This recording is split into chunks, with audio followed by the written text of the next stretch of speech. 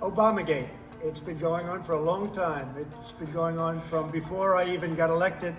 And it's a disgrace that it happened. And if you look at what's gone on, and if you look at now all of this information that's being released, and from what it should never be allowed to happen in our country. And you'll be seeing that coming weeks,